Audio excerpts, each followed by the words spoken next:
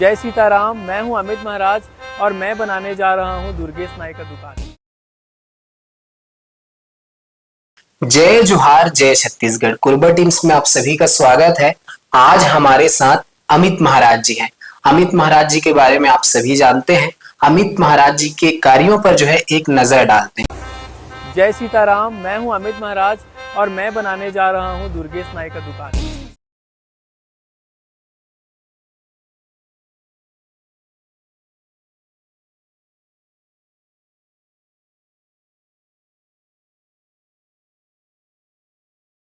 अमित महाराज जी गरीबों की सेवा, असहाय लोगों की मदद जो है करते रहते हैं। आप सभी दुर्गेश नाई को तो जानते होंगे। दुर्गेश नाई का जो दुकान है, अमित महाराज जी ने जो है लाखों रुपए खर्च करके उनका दुकान बनवाया और बहुत सारे उसमें जो है इनके इंस्टाग्राम आईडी पर इन्होंने अपलोड भी किया था जो इन्होंने दुकान बनवाया था। तो बहुत सारे जो है पॉजिटिव कमेंट आया और बहुत सारे जो है निगेटिव कमेंट आया। तो निगेटिव कमेंट वालों को मैं कुछ कहना चाहता हूँ। देखिए, सेवा करना बहुत बड़ी बात है। आजकल जो है पैसा तो बहुत लोगों के पास रहता है, लेकिन सेवा करने की इच्छा से खर्च कोई नहीं कर सकता है। जो हमारे अमित महाराज जी जो है गरीबों की हमेशा मदद करते रहते हैं। और कुछ लोगों ने कहा कि फेमस होने के लिए जो है इन्होंने दुर्गेश नाई का जो है दुकान बनाया है। तो आप लोग एक बार कोरबा जरूर आइए। अमित महाराज जी अपने कार्यों की वजह से जाने जाते हैं। अमित महाराज जी जो है बहुत सारे ऐसे कार्य करते रहते हैं जो सराहनीय है। अमित महाराज जी ने जो है 2 सालों में 50 बेटियों का जो है घर बसाया है, गरीब बेटियों का शादी करवाया है। और बहुत सारे ऐसे गरीब हैं जिनको मदद की आवश्यकता होती है, अमित महाराज जी उन तक पहुंच के जो है उनकी मदद करते हैं। आइए अमित महाराज जी से बातचीत करते हैं। महाराज जी, सबसे पहले हमारे चैनल में आपका स्वागत है। महाराज जी, अपना परिचय दीजिए सबसे पहले। जय जोहार, जय सीताराम। मैं अमित महाराज हूँ। परम पूज्य श्री रमाकांत महाराज जी जो राष्ट्रीय कथावाचक है, मैं उनका लड़का हूँ, उनका बेटा हूँ मैं। और मेरे बारे में कोरबा जिला और जांजगीर जिला में प्राय सभी लोग जानते हैं जी। और मुझे इसलिए जानते हैं क्योंकि मैं अपने पिताजी की कथा कराते रहता हूँ।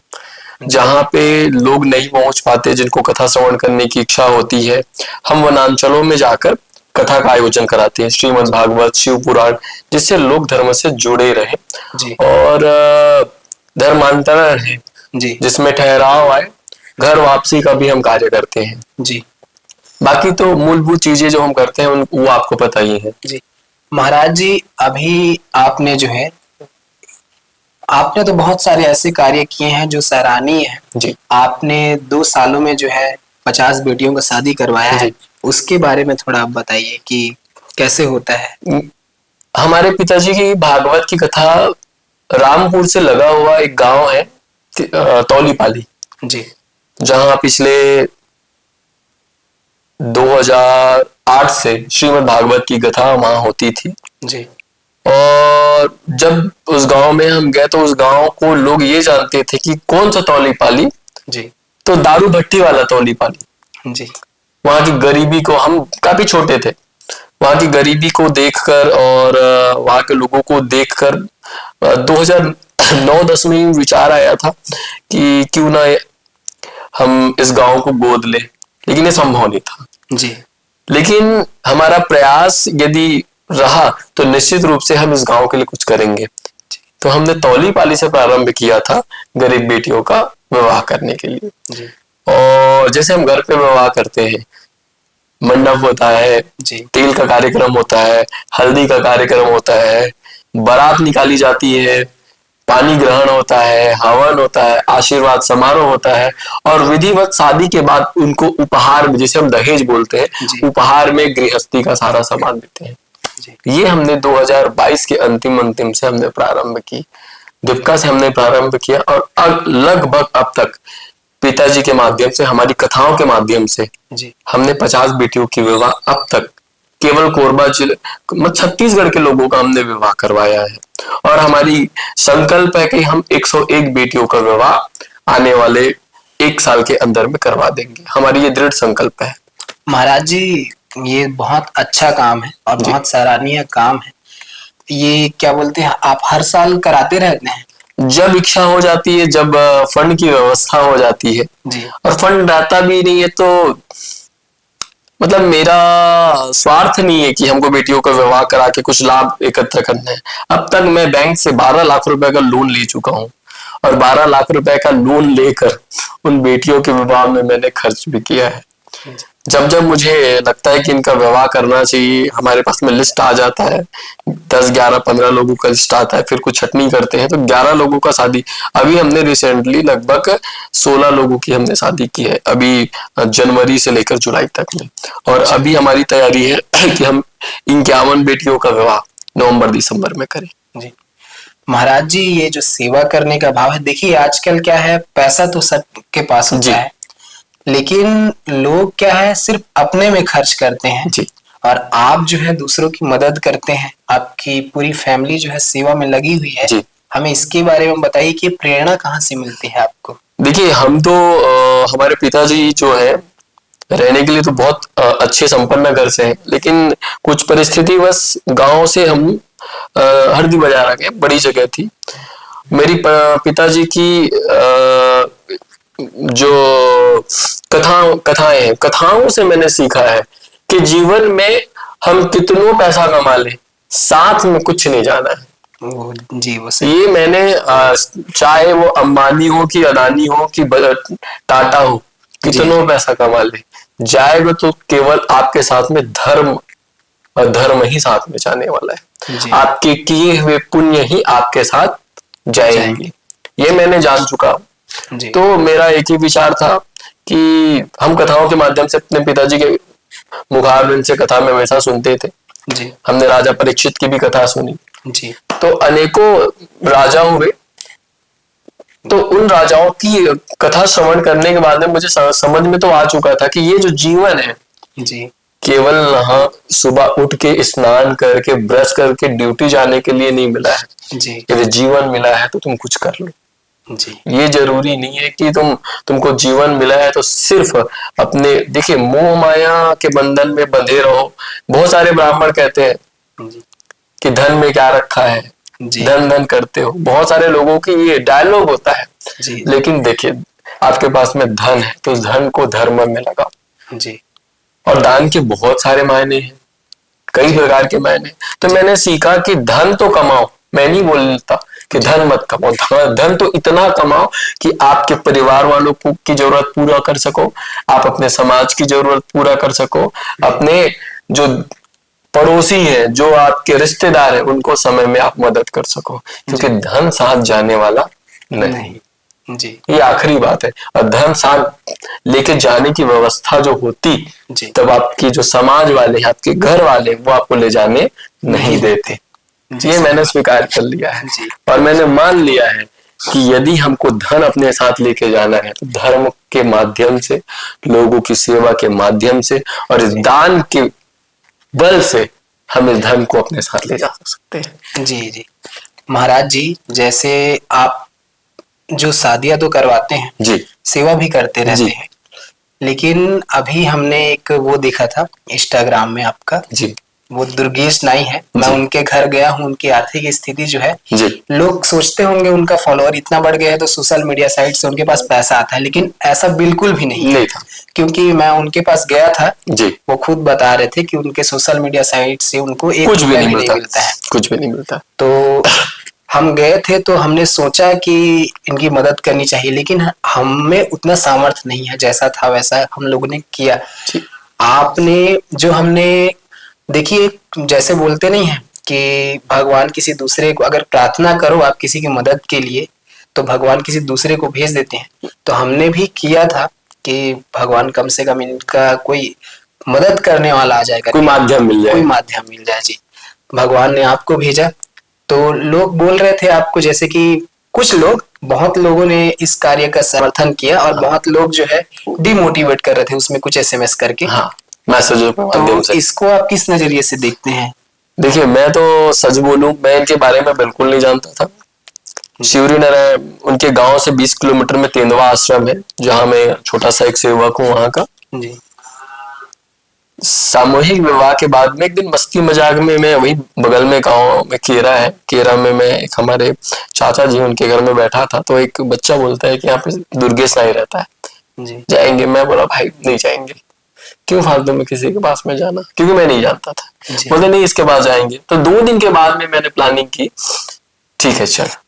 मैं बोला मैं तो जा तो रहा हूँ घर, खाली हाथ नहीं जाएंगे। तो एक छोटा सा मैंने वीडियो बनाया था, आज मैं दाढ़ी, मेरी मम्मी फोन की थी दाढ़ी बना लेना, मजाक में बाल पक गए हैं तो मेरी भी जिद है, मैंने बोला कि आज तो मैं दाढ़ी दुर्गेश नाई से ही बनवाऊंगा जी। और मैं मस्ती मजाक में पहुंच गया उसके पास। मैं मस्ती तब तक करता रहा जब तक मेरे हृदय में भाव नहीं आया जी। जब दाढ़ी बन गया उसके बाद में मुझे समझ में आया, उसका जब घर देखा, उसकी वस्तु स्थिति देखी जी। तो मुझे आभास हुआ कि बहुत गरीब आदमी है जी, बहुत गरीब आदमी। आज से 25 साल पुराना वही उसके पास में लकड़ी का कुर्सी रहा। जी जी।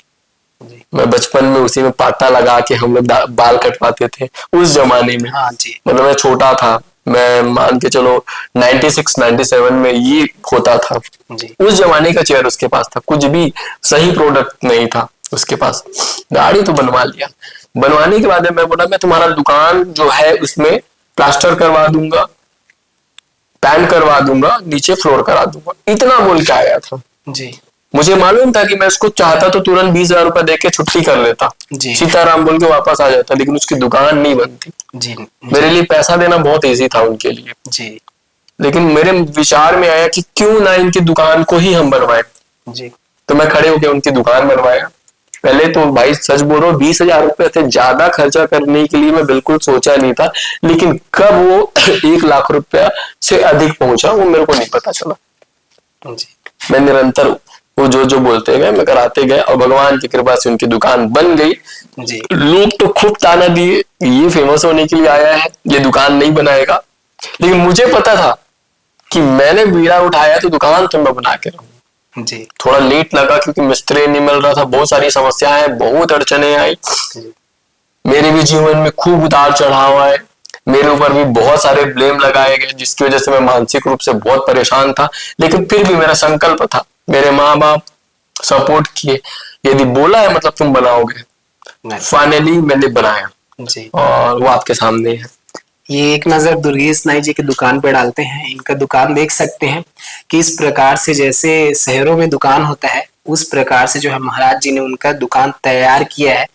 और बहुत सारे जैसे महाराज जी बोले कि इनको बोल रहे थे, तो मैं उनको एक ही बात कहना चाहता हूँ कि किसी को बोलने से पहले, जैसे आप लोग बोल रहे थे कि दुर्गेश नाई सक्षम है करके, तो मैं सही बता रहा हूँ, मैं उनके पास गया हूँ, उनके पास जो है कमाई का उतना साधन आज भी नहीं है, और सोशल मीडिया साइड में भले ही वो फेमस हो गए हैं लेकिन उनके पास सोशल मीडिया से 1 रुपया भी नहीं आता है।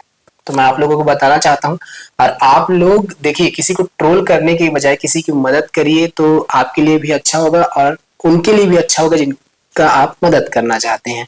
महाराज जी अभी शिव जी का दिन चल रहा है, बोल लीजिए सावन का महीना चल रहा है, इसके बारे में क्या मैसेज देना चाहते हैं, क्या बोलना चाहते हैं आप? देखिए भोलेनाथ तो हमेशा भजने वाले देव हैं जी, सबसे इजी और एक लोटा में मान जाने वाले कोई भगवान है तो हमारे भोलेनाथ है। एक कहावत है ना, एक लोटा जल समस्त समस्याओं का हल जी, जी। ये साक्षात भगवान भोलेनाथ की कृपा है जी। और भोलेनाथ की महिमा के बारे में मैं जितना बोलूं उतना कम है। यदि किसी की अकाल मृत्यु हो और उस अकाल मृत्यु को टालना है तो केवल एक ही ब्रह्मास्त्र है, वो है महामृत्युंजय। और महामृत्युंजय किनका है? भगवान भोलेनाथ। मृत्यु पर भी जीता जा सकता है तो वो केवल महामृत्युंजय के मंत्र से जी। तो भगवान भोलेनाथ साक्षात है जी। आप सबको मालूम है, बहुत हमारे ऐसे वो भोले बोलते हैं, भोले भंडारी जी, भोले भी हैं और भाले भी हैं जी। एक लोटा जल में प्रसन्न भी हो जाते हैं जी, और गुस्सा है तो त्रिनेत्र भी खुल जाता है जी, जी। तो उनकी तो महिमा निराली है। और इस सावन के महीने में हर व्यक्ति को अपने घर में रुद्राभिषेक करना चाहिए, मंदिरों में जाके, देवालयों में जाके पूजा अर्चना करनी चाहिए। सोमवार को तो निश्चित रूप से भगवान भोलेनाथ को भजना ही चाहिए जी, जी। पता नहीं आपके जीवन में ये 1 महीना आखिरी हो सकता है जी या आपके पूजन से वो बढ़ भी सकता है। ये केवल भगवान भोलेनाथ की कृपा के ऊपर निर्भर करता है। तो मैं तो सभी सनातनियों से कहता हूं कि हर हिंदू को चाहिए कि भगवान भोलेनाथ की पूजन निश्चित रूप से करे, और जो भोलेनाथ की कृपा, जो आशीर्वाद मिलता है, वो तो उनकी महिमा ही अपरंपार है। जी जी महाराज जी, अभी आपसे हम बात कर रहे हैं जी आपका आवाज जो है बहुत सरल सरल स्वभाव के हैं आप। जी इसके बारे में आप कुछ बताइए कि इतने मतलब पॉजिटिव कैसे रह लेते हैं आप? देखिए, मैंने लाइफ में बहुत ज्यादा, बोलते हैं ना, पुस्तकी ज्ञान से एक अलग ज्ञान मिलता है जी और आपके किए हुए कर्मों से जो ज्ञान मिलता है जी वो ज्ञान अलग मिलता है। तो मेरे किए हुए कुछ पूर्व में कार्य हैं जिसकी वजह से मुझे खूब समस्याएं मेरे जीवन में आया, जी और बहुत सारे लोगों ने धोखा भी दिया, जी बहुत सारे लोगों का हमने मदद किया, लेकिन मदद के बदले हमें कुछ ये मान के चलो, मैंने जिनका आज तक मदद किया है, जी बदले में वो सिर्फ मुझसे बात करना वो बंद कर दिया है, या XYZ। जी तो मुझे इससे सीख मिलती है, बार बार सीख मिलती है। हो सकता है कि भगवान परीक्षा ले रहे हो जी ये है। कि तुम हार मानते हो या नहीं, लेकिन मैंने हार मानना सीखा ही नहीं। जी मेरे पास में इम्पॉसिबल वाली कोई चीजें है ही नहीं। जी मेरा मानना यही है, जीवन मिला है तो आखिरी दम तक हम संघर्ष करेंगे, जब तक हम जीत ना जाए। मैं तो यही चीजों को मानता हूँ। यदि हम 19 एक रेस हो रही है, उस रेस में हम 99 तक पहुंच गए और 99 में पहुंचने के बाद में भी यदि हार गए, तो हम उस रेस को लड़ने के लिए, उस रेस को जीतने के लिए फिर हम स्टार्टिंग से स्टार्ट करने के लिए हम तैयार हैं। जी हर इंसान को चाहिए, जी जी हर इंसान को यही चाहिए कि वो अपने जीवन से कभी हार ना माने। ना माने।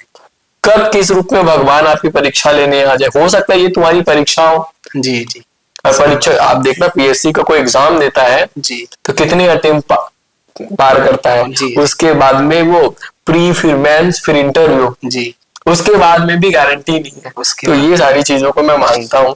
जी और देखिए, एक कहावत है, समय से पहले और भाग्य से ज्यादा कुछ नहीं मिलता, लेकिन आपको कर्म करते रहना है। जी इसीलिए मैं घबराता नहीं हूँ, और कोई ये बोले ये नहीं करना है तो मैं बिल्कुल करता हूँ। मैं सुनता सबकी हूँ, लेकिन करता अपने मन की। जी बोलते हैं 100 सोनार की तो एक लोहार की, मेरा वही है। जी दुनिया मेरे बारे में क्या बोलता है, क्या नहीं बोलता है, मेरे को उससे कोई लेना देना नहीं। मेरा काम है कथा के माध्यम से लोगों को सेवाएं देना, वो हम सेवाएं देते हैं। आज भी हमारे पिताजी फ्री में कथा बोल के आते हैं, छत्तीसगढ़ में आपको नहीं मिलेगा। 582 नंबर की कथा हमारे परम पूज्य श्री रमाकांत महाराज जी हमारे पिताजी उन्होंने की है, लेकिन आज भी साल में 10 कथाएं उनकी निःशुल्क है। हम अपनी व्यवस्था से करते हैं और सारा सामान हम अपने घर से लगाते हैं। जी लोगों को यही प्रेरणा देते हैं कि आप धर्म से जुड़े रहो। यदि हिंदू धर्म में आपका जन्म मिला है तो आप हिंदू बने रहो और हिंदुत्व की रक्षा करते रहो। महाराज जी, जैसे सेवा करते हैं जी, तो ऐसा ख्याल आ जाता है मन में कभी कभी, हाँ, कि इतना पैसा खर्चा हो जा रहा है, हाँ, और पैसा आगे रहेगा कि नहीं, हाँ, इस पैसे को हम सेव रखें, हाँ, ऐसा मन में आता है कि नहीं आता है? नहीं आता है। मेरे अकाउंट में अभी माइनस में है, 2 EMI पड़ा हुआ है जो पेंडिंग में है। जी लेकिन मैं, यदि कोई मेरे सामने में कोई मदद आता है तो पहले ही उसको मैं महत्व देता हूँ, क्योंकि पैसे तो आ जाएंगे, मुझे मालूम है। जी यदि हम किसी को 1 रुपए देते हैं ना, तो भगवान जो है ना अनेकों रास्ते खोल के रखते हैं। जी मैंने अनुभव किया है कि मैं किसी का 1 रुपए का मदद करता हूँ तो कहीं ना कहीं से एक रास्ता मिलता है जिसके माध्यम से मुझे 10 रुपए मिलता है, और 10 रुपए को मैं लोगों की भलाई में लगा देता हूँ। मेरा आप कोई विश्वास नहीं करेगा, मैं डेली 200 से 300 किलोमीटर की रनिंग करता हूँ, डेली करता हूँ, और डेली मैं लोगों के बारे में जानते रहता हूँ, उनके विचारों के बारे में मंथन करते रहता हूँ। जी और पहले क्या, फोन के माध्यम से हम मदद भेज देते थे, वहां जाके अवलोकन नहीं करते थे, तभी बीच में बहुत सारी गड़बड़ियां भी हुई हैं। फोन के माध्यम से हमने उनको भेज दिया, जाके वहां कुछ नहीं है, जी। तो मैं स्वयं जाता हूँ, मेरी टीम नहीं है, मैं अकेले हूँ। जी।